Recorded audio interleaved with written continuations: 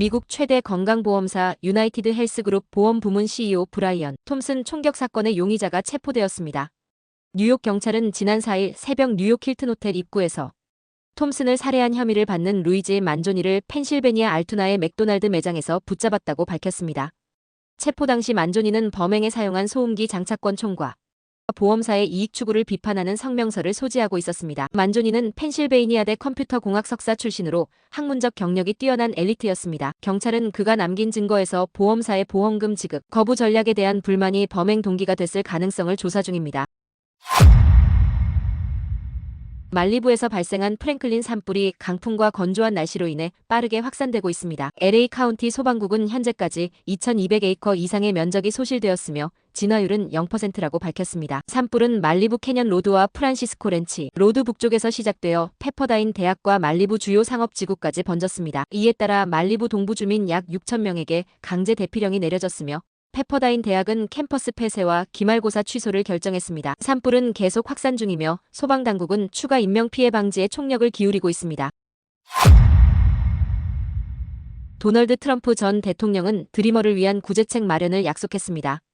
드리머는 부모를 따라 어린 시절 미국에 와 체류 중인 미등록 이민자들을 의미합니다. 트럼프 전 대통령은 이들이 미국 사회에 기여한 점을 강조하며 민주당과 협력해 입법 해결책을 추진할 것이라고 밝혔습니다. 그러나 출생시민권 제도는 공약대로 폐지하겠다는 입장을 재확인했습니다. 한편 트럼프는 불법 체류 중인 범죄자에 대한 대규모 추방 정책은 계속 추진할 것이라 밝혀 이민 정책 전반에 대한 논란이 이어지고 있습니다.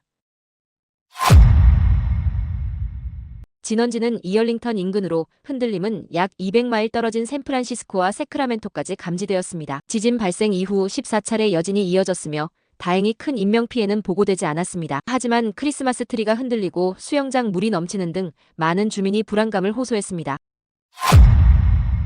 연말 쇼핑 시즌이 한창인 가운데 LA 한인타운에서 택배 절도 사건이 급증하고 있습니다. LAPD는 올해 11월까지 한인타운에서만 355건의 택배 절도 신고가 접수되었으며 이는 LA 전역에서 가장 높은 수치입니다. 경찰은 주민들에게 택배 수령 시 서명을 요구하거나 보안 시스템을 강화할 것을 권고했습니다. 절도범과 맞닥뜨릴 경우 물리적 충돌을 피하고 경찰에 신속히 신고할 것을 당부했습니다. 한국 뉴스입니다. 비상계엄 사태의 핵심 인물로 꼽히는 김용현 전 국방장관이 구속됐습니다. 법원은 김 전 장관에게 내란 중요 임무 종사와 직권 남용 혐의가 적용될 수 있다고 판단했으며 그가 증거인멸 시도를 했다는 정황도 밝혀졌습니다. 김 전 장관은 구속심사 직전 모든 책임은 자신에게 있다며 소명을 포기했고 검찰은 구속 필요성을 강조하며 법원에 영장을 청구했습니다. 조국 혁신당 대표는 윤석열 대통령의 내란 혐의 수사와 관련해 검찰의 공정성을 강하게 비판하며 검찰을 배제한 공수처와 국수본의 합동 수사를 요구했습니다. 조 대표는 박성재 법무장관이 쿠데타 실패 이후 윤 대통령과 함께 모였던 사실을 언급하며 검찰 수사의 독립성을 의심했습니다. 또한 검찰이 내란죄 관할권이 없음에도 수사에 나선 점을 지적하며 현재 수사가 정치적으로 오염될 가능성이 높다고 주장했습니다. 그는 김용현 전 국방장관의 검찰 자진 출석을 둘러싼 의혹을 제기하며 수사가 한동훈 국민의힘 대표 측에 유리한 방향으로 진행될 수 있다고 경고했습니다. 마지막으로 조 대표는 국수본이 윤 대통령을 긴급 체포하고 공수처가 대통령실 압수수색에 나설 것을 촉구했습니다.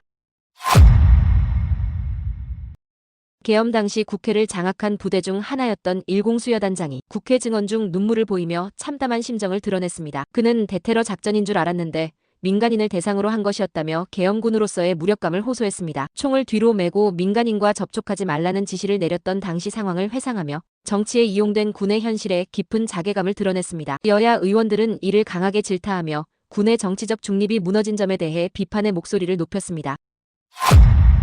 윤석열 대통령 탄핵 소추안 표결에 불참하거나 반대한 국민의힘 의원들에 대한 시민들의 분노가 폭발하고 있습니다. 김재섭 의원의 지역구 사무실은 계란과 케첩 공격을 받아 엉망이 되었고 자택 앞에서는 흉기가 발견돼 경찰이 신변 보호에 나섰습니다. 조정훈, 권영세 의원 사무실 앞에는 조롱 섞인 근조 화환이 배달되었고 대학생들의 대자보 시위도 이어졌습니다. 경찰은 추가적인 폭력 사태를 우려하며 대비책을 강화하고 있습니다. 날씨입니다.